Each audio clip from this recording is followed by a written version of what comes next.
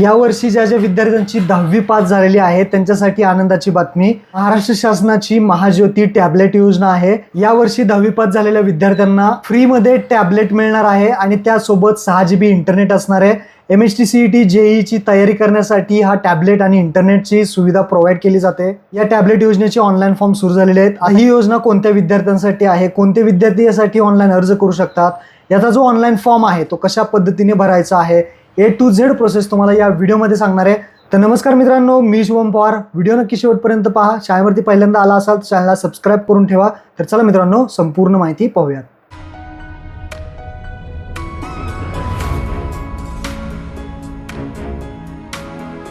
तर मित्रांनो, तुम्ही पाहू शकता महाराष्ट्र शासन व महाज्योती या संस्थेअंतर्गत जर पाहिलं तर JEE NEET MHTCET 2026 ते 28 परीक्षा पूर्व ऑनलाईन प्रशिक्षण करता योजनेचा तपशील आहे, ज्यामध्ये महाराष्ट्र राज्यातील इतर मागासवर्ग असेल, विमुक्त जाती, भटक्या जमाती तसेच विशेष मागास प्रवर्गातील विद्यार्थ्यांना महाज्योती मार्फत JEE NEET MHTCET बॅच 2026 ते 28च्या पूर्व तयारीसाठी मोफत ऑनलाईन प्रशिक्षण सुद्धा देण्यात येतं आणि विद्यार्थ्यांकडून ऑनलाईन अर्ज त्यासाठी मागवलेले आहेत.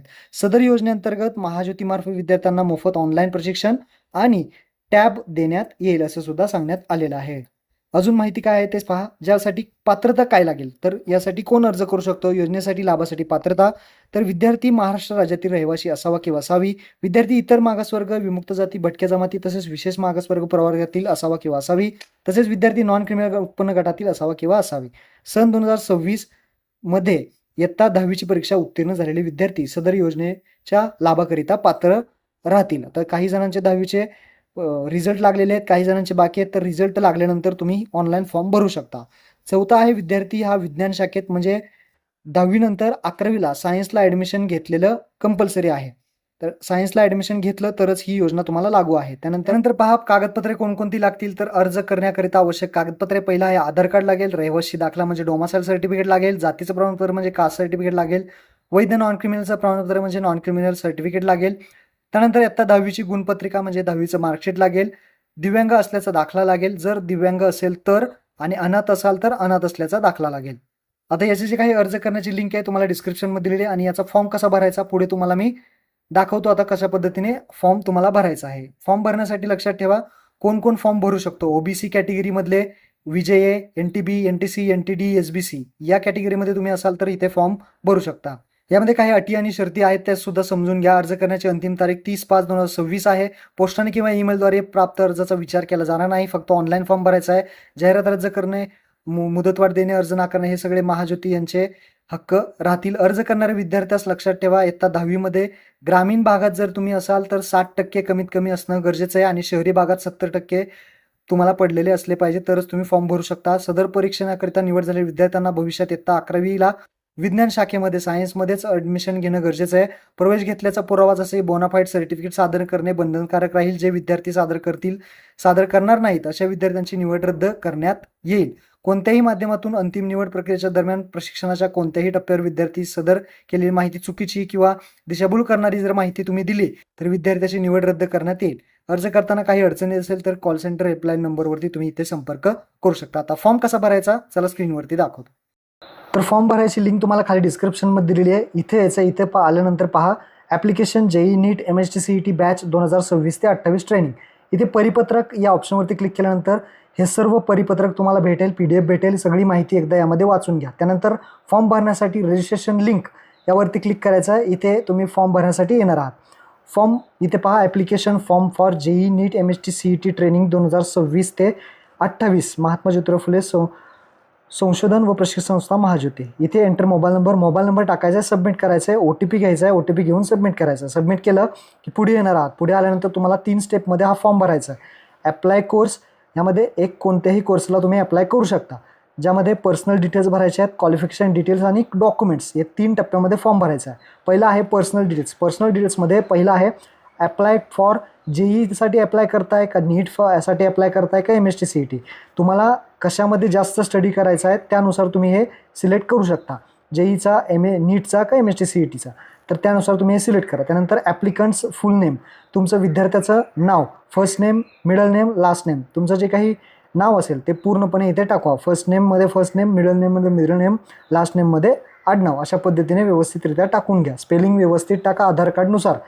त्यानंतर ॲप्लिकंट्स फादर नेम, वडिलांचं जे काही तुमचं नाव असेल ते फर्स्ट नेममध्ये टाका, मिडल नेममध्ये इथे मिडल नेम टाका आणि लास्ट नेममध्ये आडनावमध्ये लास्ट नेम टाका. त्यानंतर जेंडर मेल आहे का तुम्ही फिमेल आहे विद्यार्थी ते इथे टाकायचं. त्यानंतर डेट ऑफ बर्थ इथे तुम्हाला उजव्या साईडला येऊन सिलेक्ट करायची आहे डेट ऑफ बर्थ. त्यानंतर आर यू ऑर्फन, अनाथ असाल तर यस करा, अनाथ नसाल तर नो करा.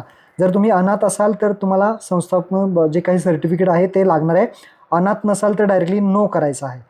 त्यानंतर are you personal with disability, अपंग दिव्यांग व्यक्ती असाल तर यस करा, कशामध्ये अपंग आहे ते सिलेक्ट करावं लागेल, नसेल तर नो करा. खाली या सोशल कॅटेगरी, तुमची कॅटेगरी कोणती आहे, ओबीसी आहे, व्हीजी आहे, एनटीबी आहे, एनटीसी आहे, एनटीडी आहे, एसबीसी आहे, जी तुमची कॅटेगरी आहे ती कॅटेगरी सिलेक्ट करा. आणि त्याच्या पुढे कास्ट विचारलं आहे, तुमच्या कॅटेगरीनुसार तुमची कोणती कास्ट इथे किती नंबरला येते हे इथे तुम्हाला सिलेक्ट करायचं आहे. त्यानंतर इन्कम ग्रुप विचारलं आहे, नॉन क्रिमिनल गटामध्ये तुम्ही येता का, तर तुमच्याकडे जे काही सर्टिफिकेट क्रिमिनलमध्ये येत असाल, नॉन क्रिमिनल असाल ते तुम्ही सिलेक्ट करा. नंतर आधार नंबर विचारला जाईल, तुमचा जो काही आधार नंबर असेल तो इथे टाकायचा आहे. नॅशनॅलिटी आपली इंडियन इथे सिलेक्ट करायची आहे. त्यानंतर डोमासाईल, तुम्ही कुठे आत्ता राहता, तर जिथे तुम्ही राहताय आत्ता किंवा तुमचं डोमासाईल सर्टिफिकेट जिथलं आहे ते जिल्हा सिलेक्ट करा. त्यानंतर रेसिडेंट टाईप, तुम्ही रुरल भागात का अर्बन भागात राहता, अर्बन म्हणजे शहरी, रुरल म्हणजे ग्रामीण, तर ज्या भागामध्ये तुम्ही राहताय ते इथे सिलेक्ट करा. त्यानंतर जिल्हा, तुम्ही ज्या जिल्ह्यामध्ये राहताय ते इथे सिलेक्ट करा. त्यानंतर तुमचा तालुका सिलेक्ट करा, ज्या तालुक्यामध्ये तुम्ही राहताय. त्यानंतर गावाचं नाव विलेज सिटीमध्ये टाका, घर नंबर असेल तर घर नंबर टाका किंवा वार्ड नंबर असेल, बिल्डिंग वगैरे, रोड किंवा पिनकोड, सगळी बेसिक माहिती टाकून खाली या. खाली आल्यानंतर मोबाईल नंबर इथे दिसेल तुमचा, अल्टरनेटिव्ह मोबाईल नंबर टाकून द्या. ईमेल आय डी जो असेल तो व्यवस्थित इथे टाकून सेव्ह आणि नेक्स्ट बटनावरती क्लिक करा. कारण मोबाईल नंबर आणि ईमेल आय डीवरती तुमची जी काही पुढची माहिती आहे, तुम्हाला कॉल वगैरे येणार आहे, त्यामुळे व्यवस्थित email I D mobile number टाका. त्यानंतर पुढे आल्यानंतर क्वालिफिकेशन डिटेल्स, आता बोर्ड तुम्हाला कोणतं होतं, CBSE बोर्ड होतं का SSC बोर्ड होतं का ICSE बोर्ड होतं. यामध्ये CBSE बोर्डाचा निकाल अगोदर लागलेला आहे, SSC बोर्डाचा थोड्या दिवसात लागेल. इयर ऑफ पासिंग सिलेक्ट करा 2026. टोटल मार्क्स कितीपैकी तुमचे कितीपैकी तुम्हाला किती पडले ते टाकायचे, टोटल मार्क्स किती आहे आणि मार्क्स ऑप्टेनमध्ये किती पडले ते टाकायचे. पर्सेंटेज ॲटोमॅटिकली कॅल्क्युलेट इथे होऊन जाईल. त्यानंतर खाली तुम्हाला सेव्ह अँड नेक्स्ट बटनावरती क्लिक करायचं आहे.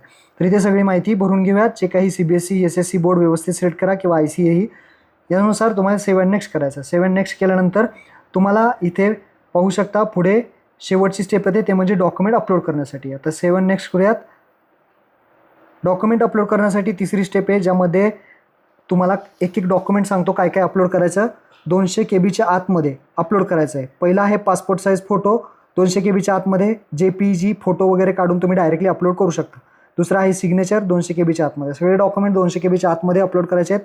आणि पुढे अपलोड इमेजवरती क्लिक करायचं आहे. तर चूज फाईलवरती क्लिक करायचं आणि अपलोड इमेज करायचं. चूज फाईलवरती क्लिक करून डॉक्युमेंट घ्यायचं, अपलोड इमेजवरती क्लिक करायचं. अशा पद्धतीने एक डॉक्युमेंट घ्यायचे आहेत. अशा अपलोड तुम्हाला इथे झालेले दिसतील उजव्या साईडला. त्यानंतर इथे पहा कॅन्डिडेट स्टुडंट आधार कार्ड इथे अपलोड करायचं आहे. फोटो झाला, सिग्नेचर झाला. आता आधार कार्ड चूज फाईलवरती क्लिक करून अपलोड इमेजवरती क्लिक करायचं. कास्ट सर्टिफिकेट अपलोड करायचं आहे. जर अनाथ, नॉट कंपल्सरी फॉर ऑर्फनाथ, म्हणजे अनाथ विद्यार्थी असेल तर त्यांना कास्ट सर्टिफिकेटची गरज नाही, पण बाकीचे सर्व विद्यार्थ्यांना कास्ट सर्टिफिकेट इथे लागणार आहे. चूज फाईलवरती क्लिक करून अपलोड करा. Non criminal certificate not compulsory for अनाथ जे असतील त्यांच्यासाठी कंपल्सरी नाही आहे, पण बाकीच्या सर्वांना valid non criminal certificate upload करणं गरजेचं आहे. त्यानंतर SSCचं मार्कशीट किंवा सर्टिफिकेट जो काही रिझल्ट लागलेला आहे तो रिझल्ट तुम्ही इथे अपलोड करू शकता. चूज फाईलवरती क्लिक करून आणि अपलोड इमेजवरती क्लिक करून हा फॉर्म जो आहे तो कंप्लीट करायचा आहे. खाली येईल फायनल सबमिटवरती क्लिक करायचं आहे. तुमचं काम झालेलं आहे, फॉर्म सगळा भरून झालेला आहे. इथे येऊन खाली येऊन तुम्ही प्रिंट काढू शकता. तर अशा पद्धतीने तुम्हाला फॉर्म भरायचा आहे. याची जी काही पुढची माहिती आहे तुम्हाला कॉल करून वगैरे त्यांच्यातर्फे सांगितली जाईल. महत्त्वपूर्ण व्हिडिओ सर्वांना शेअर करा. धन्यवाद. जय हिंद, जय महाराष्ट्र.